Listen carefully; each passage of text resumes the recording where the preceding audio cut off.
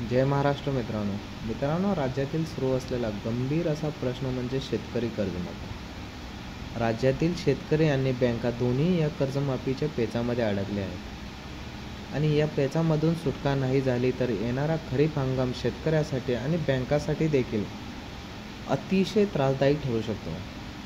याचे होणारे गंभीर असे परिणाम येणाऱ्या खरीप हंगामामध्ये भोगावे लागणार आहेत। मित्रांनो, निवडणुकीच्या दरम्यान मोठ्या धडाक्याने घोषणा करण्यात आल्या। याच्यानंतर हिवाळी अधिवेशनही पार पडलं। हे अधिवेशन पार पडल्यानंतर आता शेतकऱ्यांना प्रतीक्षा लागली आहे, ती म्हणजे बजेटची। आता येणाऱ्या अर्थसंकल्प बजेटमध्ये कर्जमाफीबद्दल काय विचारधारणा केली जाणार की नाही याची प्रतीक्षा लागली आहे। आणि साहजिकच कर्जमाफीची संभावना असल्यामुळे कर्ज भरण्याची कुठेही उत्साह दाखवली जात नाही आणि बँकाकडून मात्र वसुलीचा तडाखा लावला गेला आहे आणि बँकांनीही जुनी कर्ज वसुली केल्यानंतरच पुढील नवीन कर्ज देण्याचा मार्ग मोकळा होणार आहे। मोठ्या थकबाकीमुळे बँकासुद्धा गोत्यात आल्या गेल्या आहेत। आता दोन्ही बाजूनेही बँकाही आणि शेतकरीही पेचात अडकले आहेत।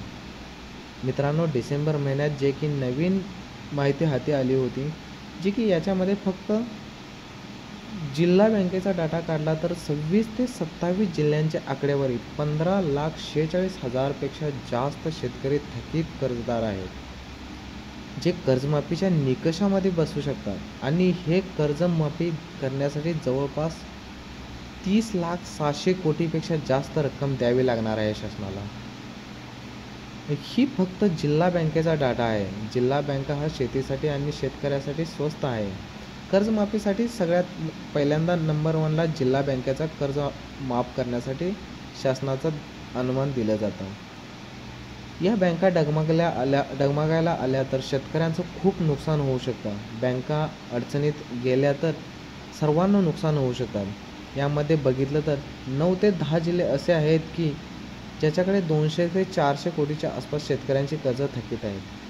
यात जर बघितलं तर 10 जिल्ह्यामध्ये जास्त आहे ते म्हणजे जालनामध्ये 1,32,370 शेतकरी आहेत, ज्याचं 16,35 कोटी कर्ज बाकी आहे।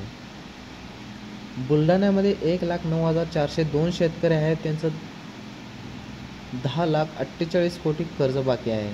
परभणीमध्ये 1,05,547 शेतकरी बाकी आहेत, त्याचं 11,80,000 कोटी कर्ज बाकी आहे। पुण्यामध्ये 89,132 शेतकरी आहेत, त्यांचं 2,312 कोटी कर्ज बाकी आहे। नांदेडमध्ये 88,565 शेतकरी आहेत, त्यांचं 907 कोटी कर्ज बाकी आहे। यवतमाळमध्ये 88,360 शेतकरी आहेत, त्यांचं 1,827 कोटी कर्ज बाकी आहे। वर्धामध्ये 69,786 शेतकरी आहेत, त्यांचं 862 कोटी कर्ज बाकी आहे। सगळ्यात जास्त म्हटलं तर सोलापूर जिल्ह्यामध्ये 67,306 शेतकरी आहेत, त्यांचं 2,626 कोटी कर्ज बाकी आहे। धाराशिवमध्ये 36,517 शेतकरी आहेत, त्यांचं 911 कोटी कर्ज बाकी आहे। नाशिकमध्ये 63,385 शेतकरी आहेत, त्याचं 28,057 कोटी कर्ज बाकी आहे। नागपूरमध्ये 43,797 शेतकरी आहेत, त्याचं 1,012 कोटी कर्ज बाकी आहे। तर कोल्हापूरमध्ये 23,765 शेतकरी आहेत, त्याचं 1,001 कोटी कर्ज बाकी आहे। धुळ्यामध्ये 41,946 शेतकरी आहेत, त्याचं 794 कोटी बाकी आहे। बीडमध्ये 6,710 शेतकरी आहेत, त्याचं 11,52 कोटी आणि छत्रपती संभाजीनगरमध्ये 66,044 शेतकरी आहेत, त्याचं 1,381 कोटी आणि अमरावतीमध्ये 60,638 शेतकरी आहेत, त्याचं 961 कोटी आणि लास्ट अहिल्यानगरमध्ये 88,263 शेतकरीमध्ये 1,284 कोटी बाकी आहे।